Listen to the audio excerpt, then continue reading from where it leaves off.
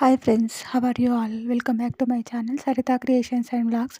ఈరోజు మనం మెంతి కూర ఇంకా టమాటో వేసి పప్పు చేద్దామండి. దానికోసం ముందుగా స్టవ్ పైన పప్పు కడిగి పెట్టుకోవాలండి కుక్కర్లో. తర్వాత దాంట్లో మెంతి కూర కట్ చేసుకొని వేసుకోవాలండి. తర్వాత దాంట్లోనే పచ్చిమిర్చి ఇంకా టమాటో ముక్కలు కూడా వేసుకోవాలండి.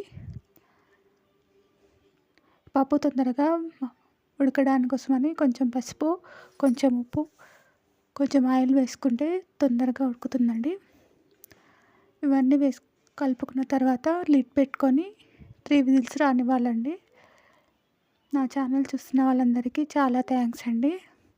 సబ్స్క్రైబ్ చేసుకున్న వాళ్ళందరికీ చాలా చాలా థ్యాంక్స్. నా వీడియోస్ నచ్చినట్లయితే లైక్ చేయండి. మీరు ఎలా చేసుకుంటారో కామెంట్ చేయండి.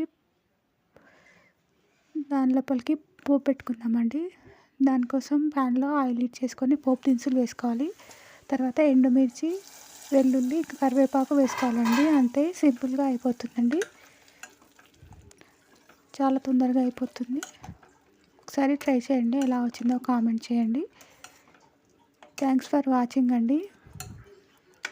సబ్స్క్రైబ్ చేసుకోండి ఎవరైనా సబ్స్క్రైబ్ చేసుకోకపోతే. Thank you.